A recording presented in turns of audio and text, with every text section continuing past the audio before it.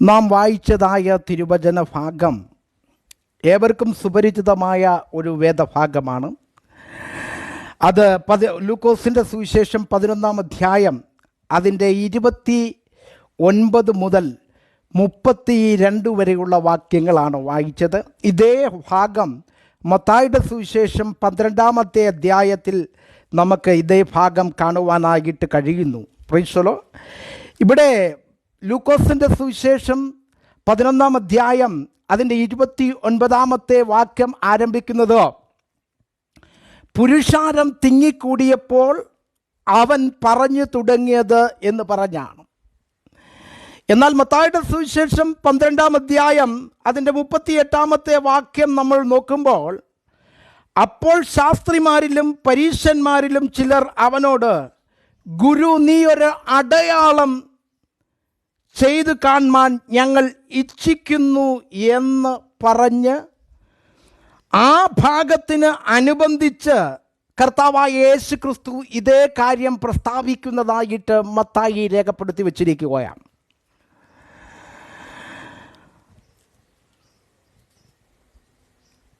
ഇരുപത്തിയൊമ്പതാമത്തെ വാക്യത്തിൽ ഈ തലമുറ ദോഷമുള്ള തലമുറയാണ് എന്ന് സംബോധന ചെയ്തുകൊണ്ടാണ് അവിടെ ആരംഭിക്കുന്നത്. എന്നാൽ മത്തായിയുടെ സുവിശേഷത്തിലേക്ക് നാം കടന്നു വരുമ്പോൾ മത്തായി അവിടെ രേഖപ്പെടുത്തി വച്ചിരിക്കുന്നത് 12:38 പറയുന്നു, അപ്പോൾ ശാസ്ത്രിമാരിലും പരീശന്മാരിലും ചിലർ അവനോട്, ഗുരു, നീ ഒരു അടയാളം ചെയ്തു കാണുവാൻ ഞങ്ങൾ ഇച്ഛിക്കുന്നു എന്ന് പറഞ്ഞു. അവൻ അവരോട് ഉത്തരം പറഞ്ഞത്, ദോഷവും വ്യഭിചാരവുമുള്ളതായ തലമുറ.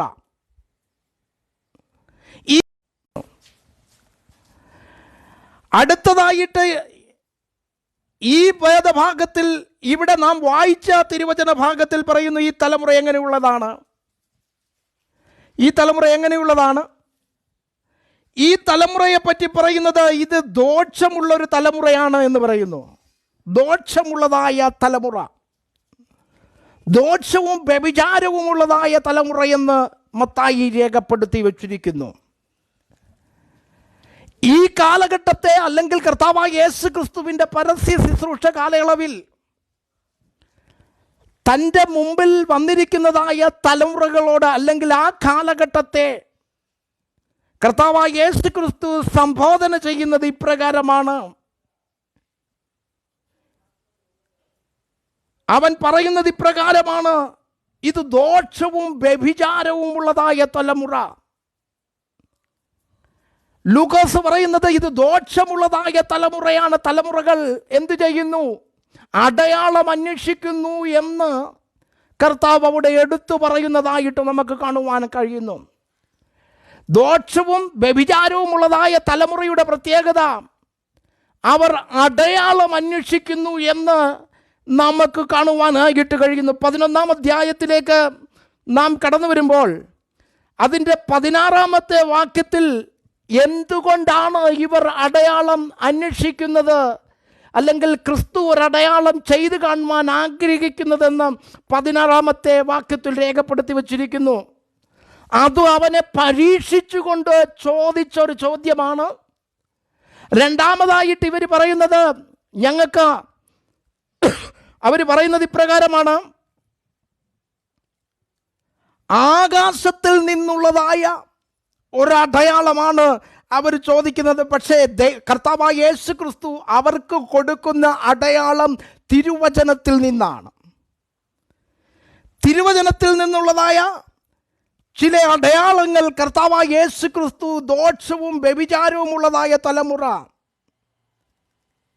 ഈവിൾ ജനറേഷനെ സംബോധന ചെയ്തിരിക്കുന്നതായ ഈ തലമുറയ്ക്ക് ദൈവം കൊടുക്കുന്നതായ അടയാളം എന്ന് പറയുന്നത്, ഒന്ന് യോനയുടെ അടയാളമാണ്. രണ്ടാമതായിട്ട് പറയുന്ന അടയാളം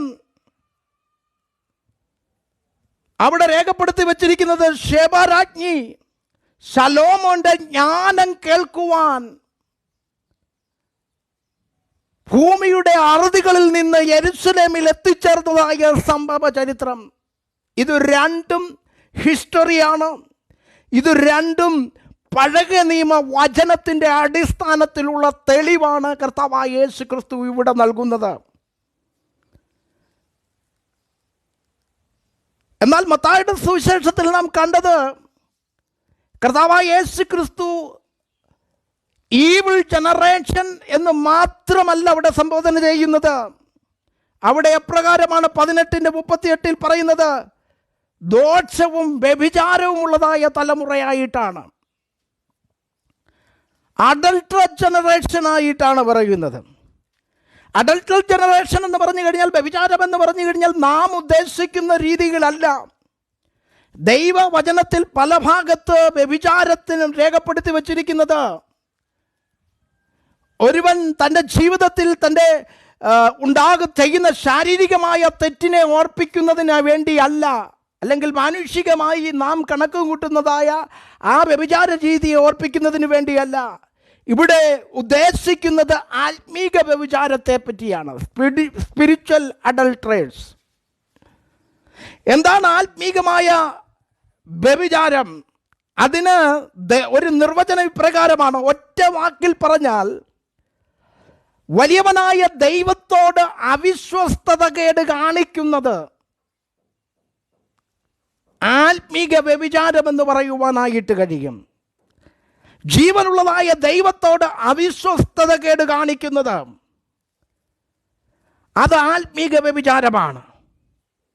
ഒന്നുകൂടെ അതിനെ ഒന്ന് വിവരിച്ചു പറഞ്ഞാൽ, ദൈവവചനത്തിന് വിരുദ്ധമായി ലോകത്തിലെ കാര്യങ്ങളുമായി ഒരു വിശ്വാസി കൂടുതൽ അടുത്തു ജീവിക്കുന്നതായി കാണപ്പെടുകയാണെങ്കിൽ അതിനെ ആത്മീകമായ അവിശ്വസ്തത എന്ന് പറയുവാനായിട്ട് കഴിയും.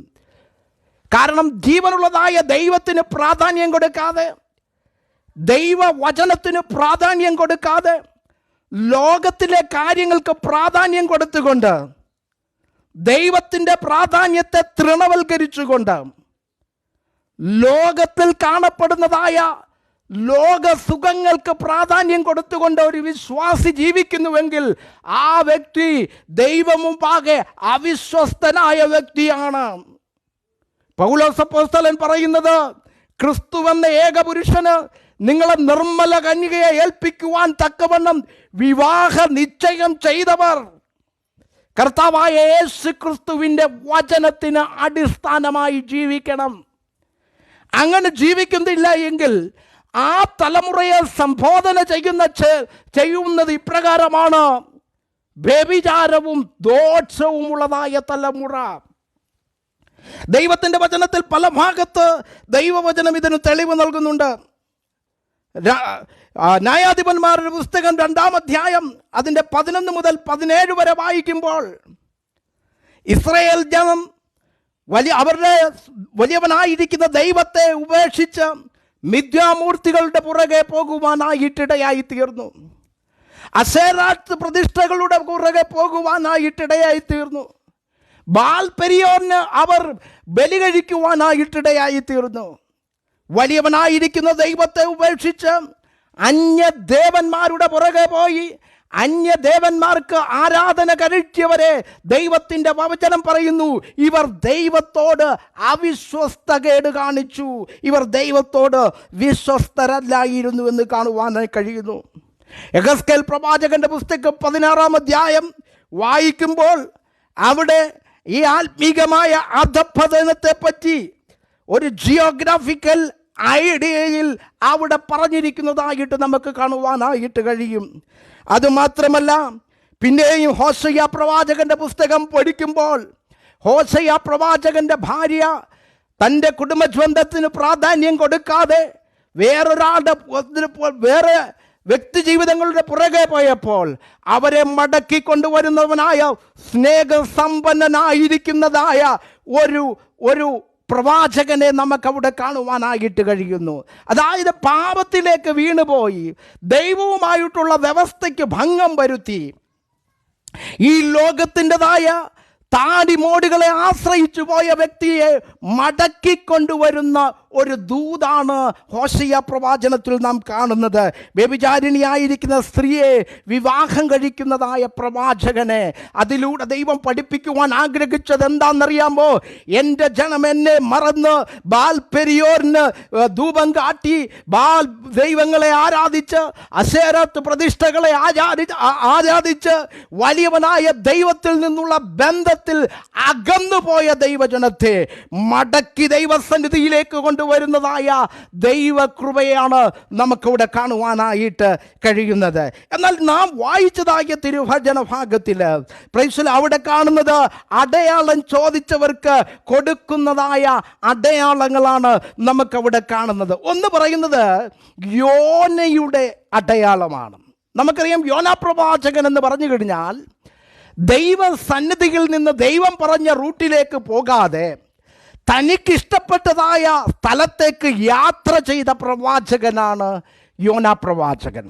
അങ്ങനെ യാത്ര ചെയ്യുന്നതായ യോനാ പ്രവാചകനെ താൻ യാത്ര ചെയ്തതായ കപ്പലിലും താൻ യാത്ര ചെയ്തതായ കടലിലും അനേക പ്രശ്നങ്ങൾ കടന്നു വന്നിട്ട് അവരെന്ത് ചെയ്തു? ചീട്ടിട്ടു.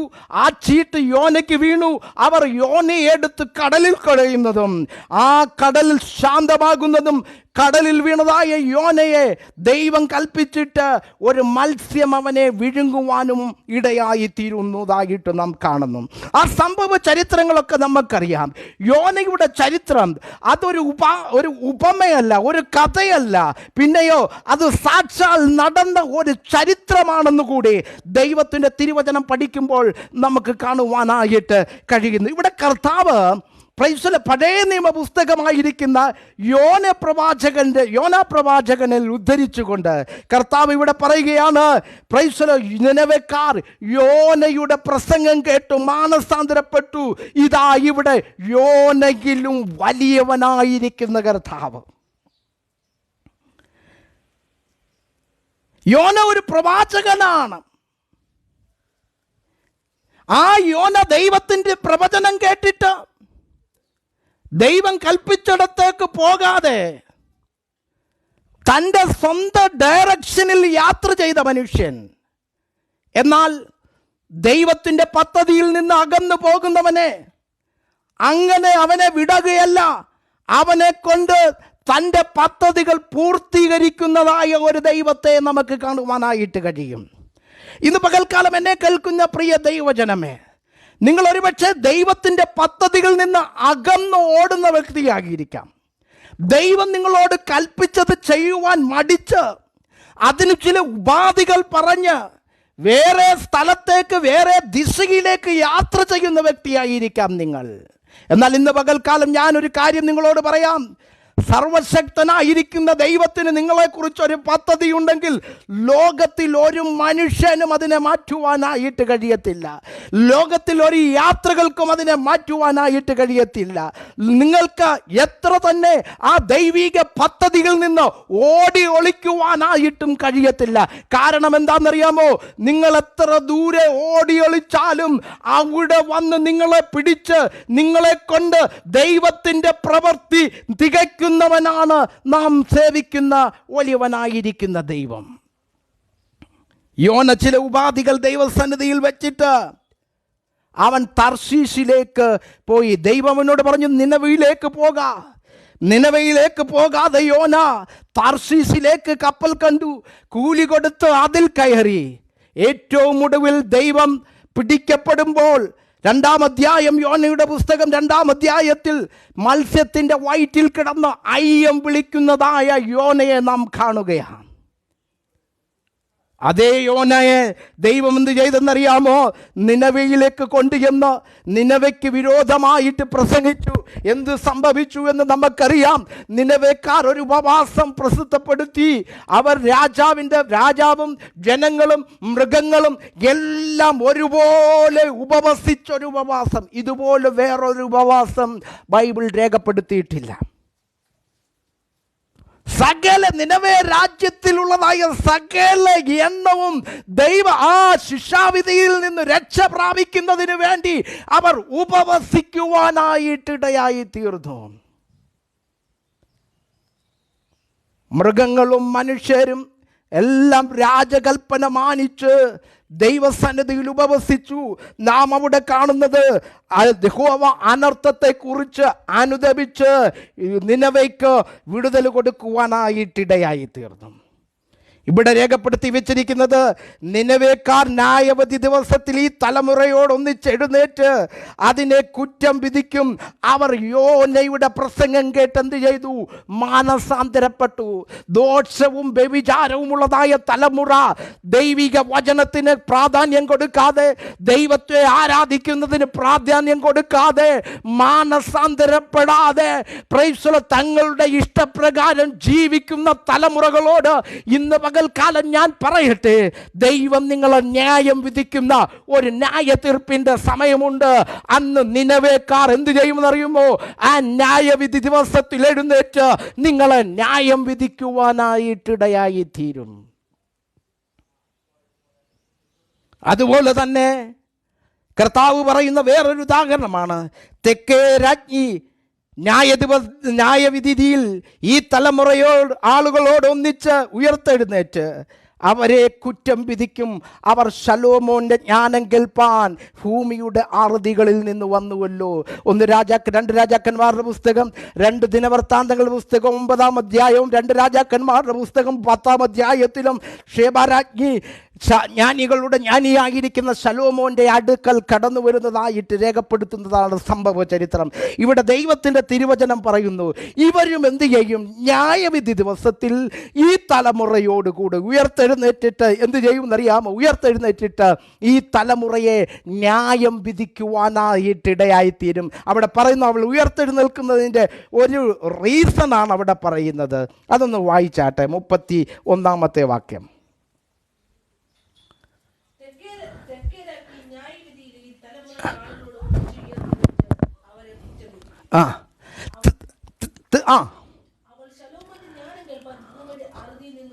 കണ്ട, റീസൺ ഇതാണ് പറയുന്നത്. അവൾ ശലോമോന്റെ ജ്ഞാനം കേൾപ്പാൻ ഭൂമിയുടെ അറുതിയിൽ നിന്ന് വന്നുവല്ലോ എന്നാണ് രേഖപ്പെടുത്തി വെച്ചിരിക്കുന്നത്.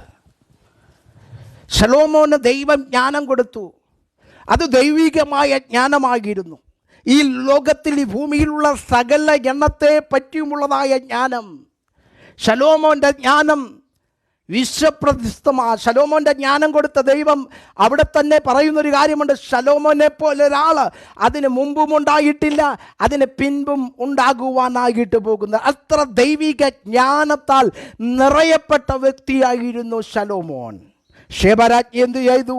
ശലോമോന്റെ ജ്ഞാനത്തെക്കുറിച്ച് കേട്ടിട്ട് ഇവനെ എന്തു ചെയ്തെന്നറിയാമോ?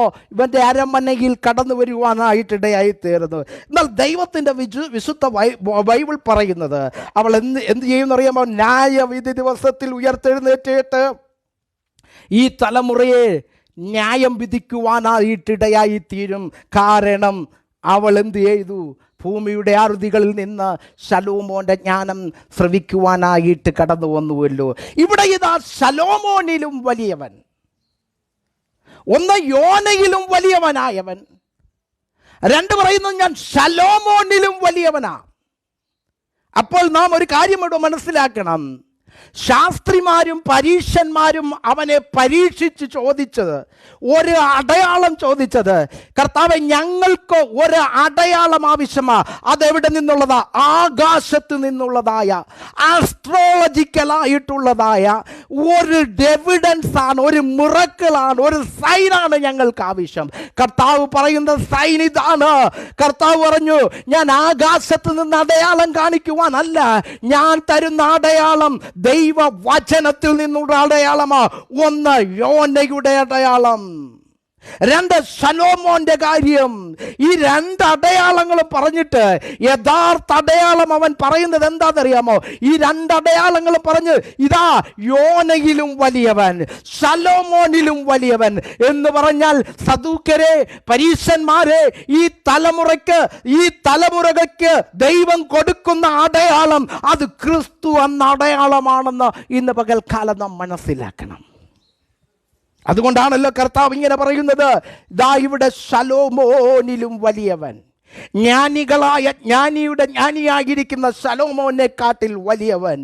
നിനവെ ഒറ്റ പ്രസംഗത്തിൽ നിനവെ എന്ന് പറയുന്ന രാജ്യത്ത് മാനസാന്തരം കൊണ്ടുവന്നതായ യോന എന്ന പ്രവാചകനിലും വലിയവനായ ഒരു അടയാളം ഇന്ന് പകൽക്കാലമുണ്ട്.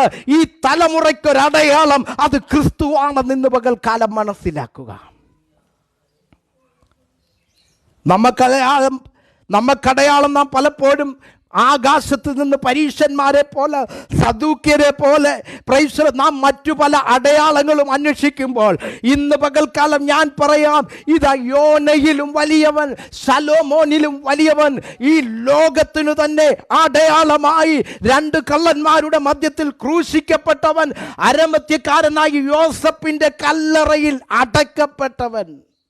യേശുക്രിസ്തുവിൻ്റെ മരണ പുനരുത്ഥാനങ്ങളെ പറ്റി പഠിക്കുമ്പോൾ അരമത്യക്കാരനായിരിക്കുന്ന യോസഫ് എന്ന് പറയുന്ന ശിഷ്യൻ, അവൻ എന്ത് ചെയ്തു? താൻ അതുവരെയും ആരെയും വെക്കാത്ത ഒരു കല്ലറ, തനിക്ക് വേണ്ടി ഒരു പക്ഷെ ഒരുക്കി വച്ചിരുന്നതായ കല്ലറയിൽ, ആരെയും വെക്കാത്ത കല്ലറയിൽ യേശു കർത്താവിനെ കൊണ്ട്, യേശു കർത്താവിൻ്റെ മൃദുശരീരം കൊണ്ട് വെക്കുകയാ.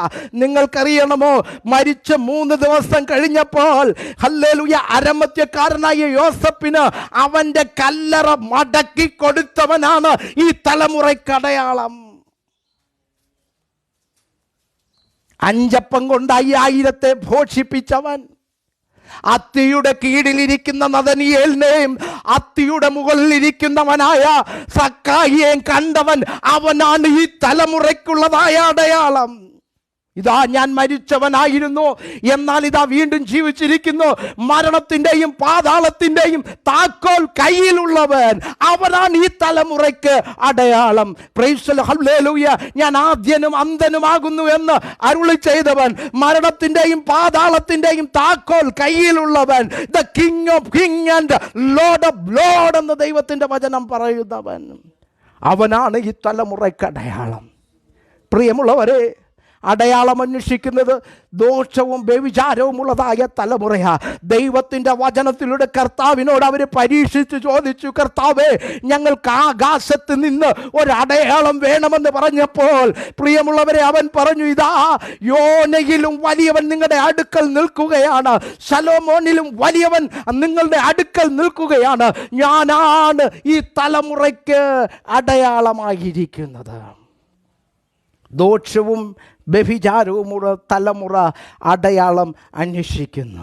കർത്താവ് ജീവിച്ചിരിക്കുന്നുവോ എന്ന അടയാളം ഇന്ന് പലരും അന്വേഷിക്കുന്നു. ദൈവവചനം സത്യമാണോ എന്നുള്ളതിൻ്റെ അടയാളം ഇന്ന് പലരും അന്വേഷിക്കുന്നു. ഞാനൊരു കാര്യം പറയാം, അവനെ അന്വേഷിച്ച് ദൂരെ എങ്ങും പോകേണ്ടതായ ഹല്ലേലൂയ ആവശ്യമില്ല.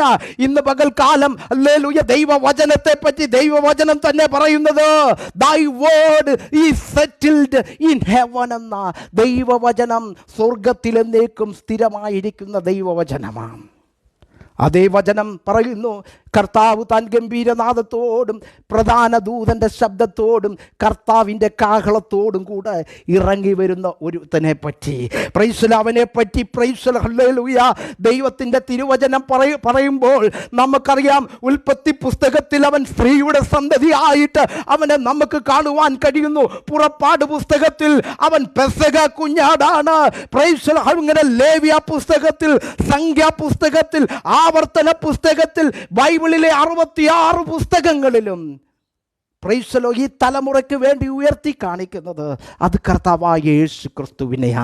ഞാൻ മുമ്പ് പറഞ്ഞില്ലേ, അരമത്യക്കാരനായ യോസഫിന് അവൻ്റെ കല്ലറ അതുപോലെ മടക്കി കൊടുത്തവനാ നമ്മുടെ കർത്താവായ യേശു ക്രിസ്തു. അവനെ പറ്റി ദൈവത്തിൻ്റെ വചനം പറയുന്നു, ഇതാ ഞാൻ വേഗം വരുന്നു, പുസ്തക ചുരുളിൽ എന്നെക്കുറിച്ച് എഴുതിയിരിക്കുന്നു. അതുകൊണ്ട് ഇന്ന് പകൽക്കാലം അടയാളം അന്വേഷിക്കുന്നവരെ ഒരു കാര്യം മനസ്സിലാക്കുക, ദോഷവും വ്യഭിചാരവും ഉള്ളതായ തലമുറ അടയാളം അന്വേഷിക്കുന്നു. ആത്മീക വ്യഭിചാരത്തിൽ ആരും എന്ത് ചെയ്യരുത്, വീണു പോകരുത്.